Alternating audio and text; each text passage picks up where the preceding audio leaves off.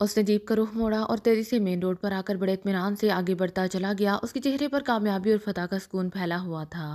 वजारत दाखिला के सेक्रेटेरिएट में यूं खलबली मची हुई थी जैसे हंगामी हालात का ऐलान हो चुका हो। वजीर दाखिला अफजाल हुसैन अपने दफ्तर में इंतहाई परेशानी के आलम में टहल रहे थे। उनके चेहरे पर बेशुमार सिलवटें थीं और वो बार बार मुठियां बेंच लेते। उसी लम्हे दरवाज़ा खुला और एक बावकार सी शख्सियत अंदर दाखिल हुई। ये सेक्रेटरी वजारत दाखिला सर राशिद थे। आइए सर राशिद, मैं आपका ही इंतज़ार कर रहा था। ये अचानक कैसी इत्तलात आनी शुरू हो गई हैं? वज़ीर दाखिला ने इंतहाई परेशान लहजे में कहा और सर राशिद को कुर्सी पर बैठने का इशारा करके उन्होंने खुद भी कुर्सी संभाल ली। सर मैं खुद परेशान हूँ। मैंने सर रहमान को कहा है कि फौरी तौर पर अपनी इंटेलिजेंस को शहर में फैला दें, अहम मराकज़ की निगरानी करें और मुझे फौरी तौर पर रिपोर्ट दें। सर राशिद ने कुर्सी पर बैठते हुए कहा। अभी अभी सदर ममलिकत का फ़ोन आया था, वो तफसीली रिपोर्ट मांग रहे थे। वज़ीर दाखिला ने कहा। बेहतर जनाब, जैसे ही तफसीली रिपोर्ट तैयार हुई आपको भिजवा दी जाएगी। आप उसे सदर ममलिकत को रेफर कर दें। सेक्रेटरी ने जवाब दिया। आखिर ये क्या हो रहा है? क्या ये कोई दहशत पसंदाना कार्रवाइयाँ हैं या कोई इनकलाबी तंजीम मैदान में आ गई है? वज़ीर दाखिला ने परेशान से लहजे में सवाल करते हुए कहा। सर सियासी तौर पर तो हमारा मुल्क खासा मुस्तहकम हो चुका है और ऐसी किसी कार्रवाई का कोई जवाब ही नहीं बनता। इसलिए ये बात अभी वाज़ेह नहीं है कि आखिर ये क्या हो रहा है और क्यों हो रहा है।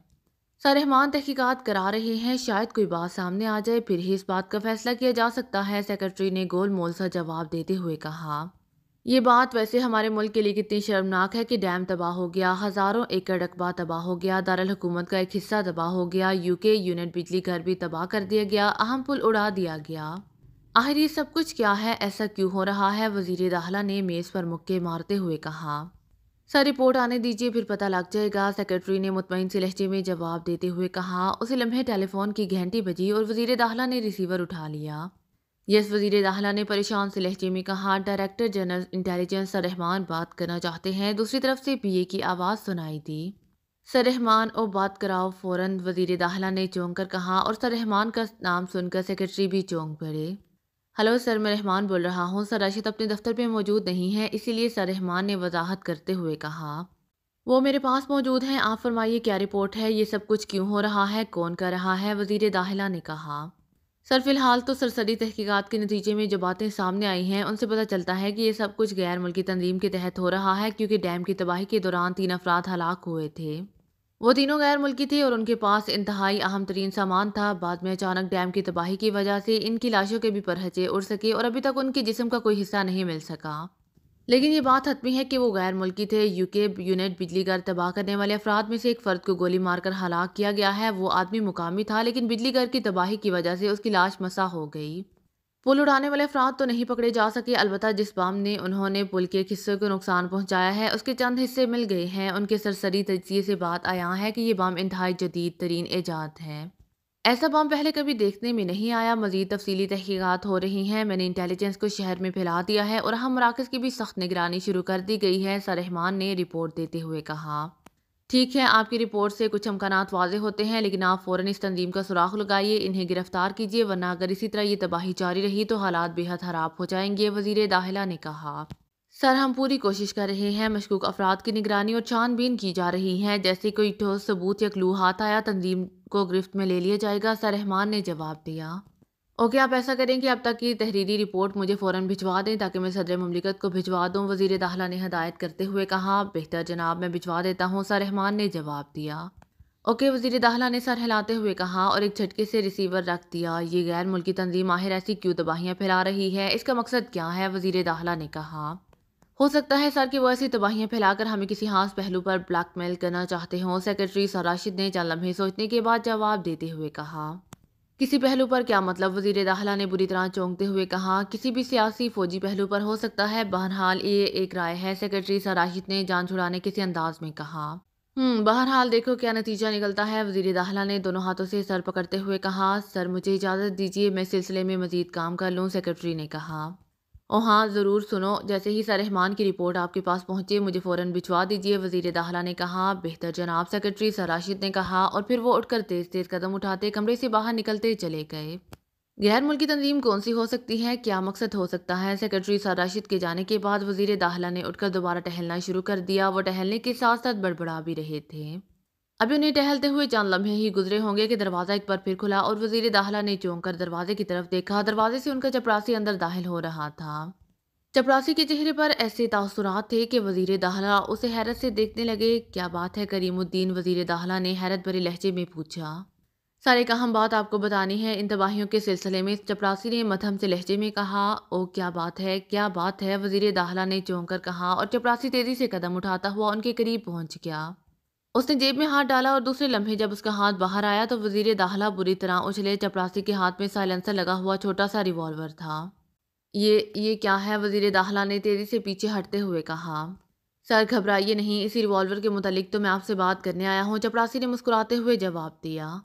ओ अच्छा अच्छा, बताओ क्या बात है, ये कहाँ से मिला है तुम्हें, वजीर दाखिला ने इत्मीनान का सांस लेते हुए कहा। उनके चेहरे पर पैदा होने वाली घबराहट हल्की सी शर्मिंदगी में तब्दील हो गई।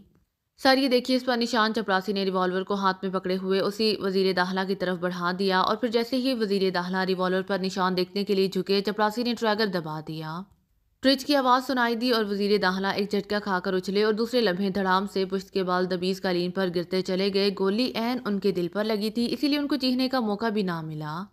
और अगर वो चीख भी पड़ते तो साउंड प्रूफ एयर कंडीशन कमरे से बाहर उनकी आवाज़ नहीं जानी थी। उनके सीने से खून फव्वारे की तरह उबलने लगा। उनकी आंखों में हैरत का अंसर जैसे मुंजमद होकर रह गया था।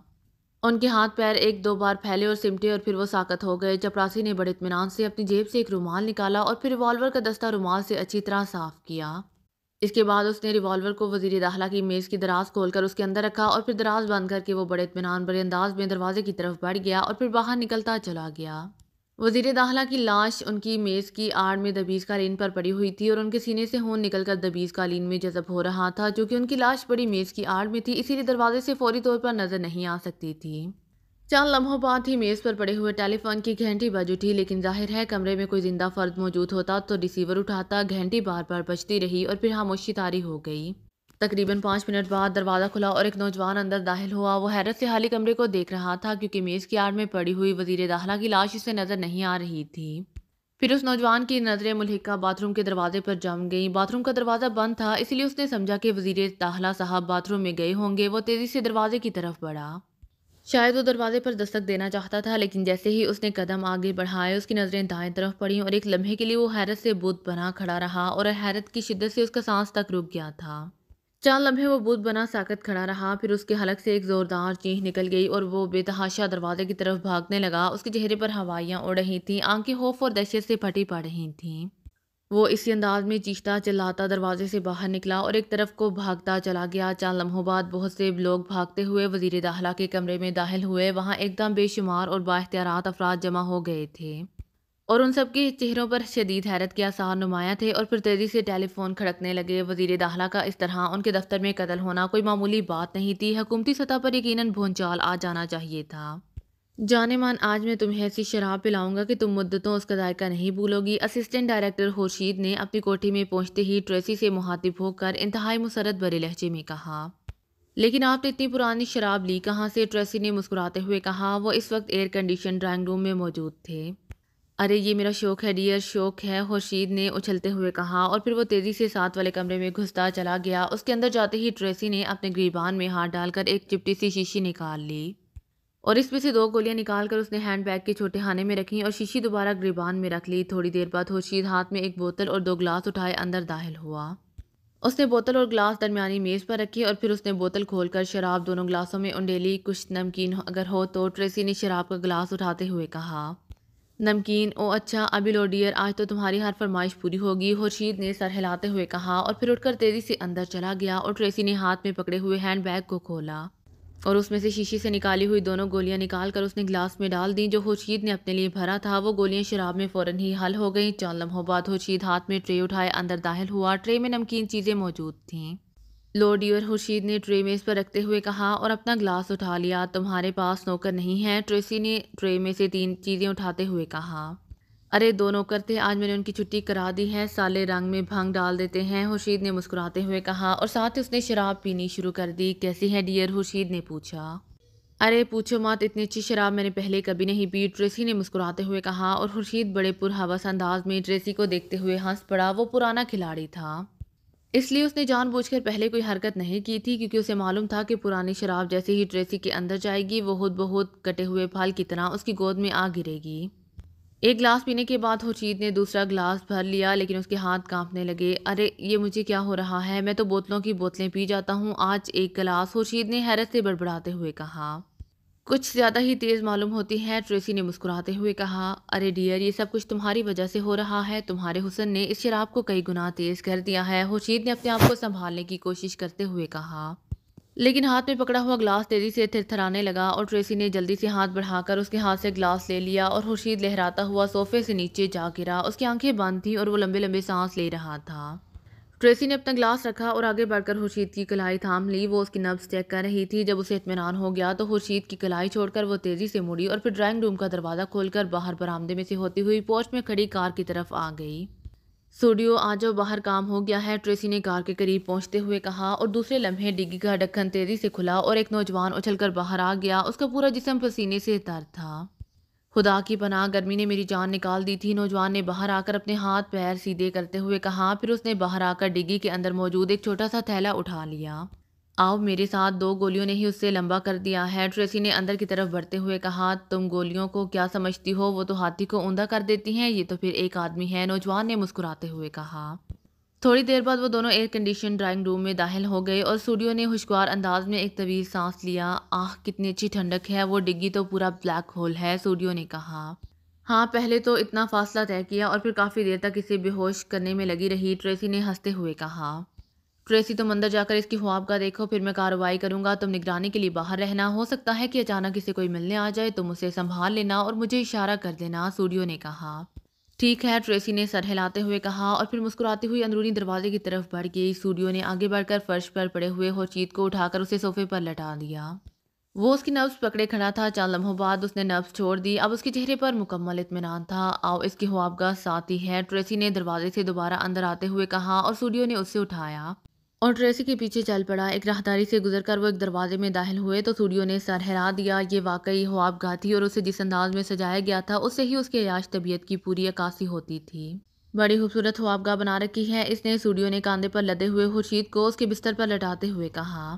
ہاں اسی کل کائنات تو یہی خوابگاہ ہے، ٹریسی نے مسکراتے ہوئے جواب دیا اور سٹوڈیو بے اختیار ہنس پڑا۔ تم باہر جا کر بیٹھو، میں اپنا کام شروع کرتا ہوں، سٹوڈیو نے تھیلے کی زپ کھولتے ہوئے کہا۔ تم بے فکر ہو کر کام کرو، آج کی رات اس نے ایسے انتظامات کر رکھے ہیں کہ یہاں کوئی نہیں آئے گا، ٹریسی نے کہا۔ اچھا ہاں، اس کا تو مجھے خیال ہی نہیں آیا تھا، سٹوڈیو نے مسکرا کر کہا۔ اور پھر اس نے تھیلے میں سے ایک چھوٹی سی مشین نکال کر بستر کے ساتھ رکھی ہوئی چھوٹی سی میز پر رکھی اور پھر تھیلے میں سے ایک سفید رنگ کا ماسک نکالا۔ اس نے ماسک کھول کر اس میں رکھی ہوئی ایک باریک سی چمکدار سوئی کو بڑی احتیاط سے اٹھایا اور اسے مشین کے سامنے بنے ہوئے کھانے میں ڈال کر کھانے کے پیچ کو گھما دیا۔ سوئی کھانے میں فٹ ہو گئی، یہ مشین اب ڈرل مشین سٹائل کی طرح نظر آنے لگ گئی تھی۔ اس کے بعد اس نے تھیلے میں سے ایک میٹر سا نکالا اور اس کی تار کو اس مشین کے ایک سوراخ میں فٹ کر کے میٹر کو میز پر رکھ دیا۔ پھر تھیلے میں سے پلاسٹک کا ایک چھوٹا سا تھیلا برآمد ہوا، تھیلے کے اندر سبز رنگ کا محلول بھرا ہوا تھا۔ اس کے ساتھ ہی اس نے تھیلے میں سے چند نشتر، ایک باریک پھل والی کینچی اور سرجری کا سامان نکال کر باہر میز پر اس انداز میں ڈال دیا جیسے ڈاکٹر آپریشن کے لیے سامان تیار کرتے ہیں۔ سامان نکالنے کے بعد اپنے تھیلے کو زمین پر رکھ دیا اور ایک نظر سامان کو دیکھنے کے بعد وہ آگے بڑھا اور اس نے بستر پر بے ہوش پڑے ہوئے خورشید کی پنڈلی ننگی کی اور پھر ایک نشتر اٹھا کر اس نے بڑی مہارت سے خورشید کی پنڈلی کے اندر کی جانب ایک مخصوص جگہ پر شگاف دے دیا۔ خورشید کا جسم دھیرے سے تڑپا لیکن پھر ساکت ہو گیا۔ اس کی بے ہوشی عام بے ہوشی نہیں تھی، اسی لیے تکلیف کے باوجود اسے ہوش نہ آیا۔ سٹوڈیو نے بڑی مہارت سے اس کی پنڈلی میں ایک لمبا سا شگاف ڈالا، اس کی پنڈلی سے خون بہہ کر بستر میں جذب ہو رہا تھا لیکن سٹوڈیو نے اس کی پرواہ نہ کی۔ پھر اس نے پلاسٹک کا تھیلا اٹھایا جس میں سبز رنگ کا محلول تھا، اس نے کینچی سے اس کو اوپر والا رخ کاٹ دیا اور پھر ایک چمٹی سی اس محلول کے اندر ڈال دی۔ چند لمحوں بعد جب چمٹی باہر آئی تو اس چھوٹی سی چپٹی ایک پتی بھی باہر آ گئی۔ اس پتی پر چھوٹے چھوٹے سوراخ بنے ہوئے تھے۔ سٹوڈیو نے اس پتی کو بڑے آرام سے خورشید کی پنڈلی کے شگاف میں رکھ دیا اور پھر اسے دباتا چلا گیا، پتی گوشت کے اندر غائب ہو گئی۔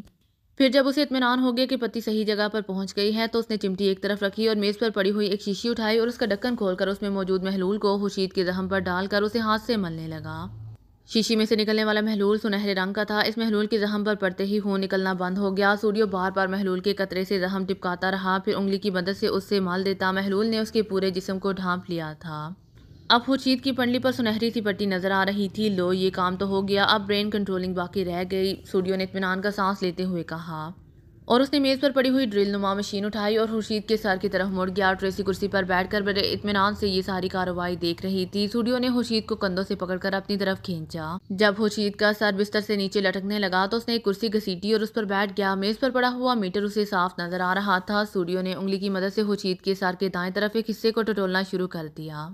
ایک جگہ اس کی انگلی رک گئی اور پھر اس نے انگلی کو بار بار دبایا اور پھر مطمئن ہو کر اس نے دوسرے ہاتھ سے مشین اٹھا کر اس کی سوئی عین اس جگہ رکھی جہاں چند لمحے پہلے اس کی انگلی موجود تھی۔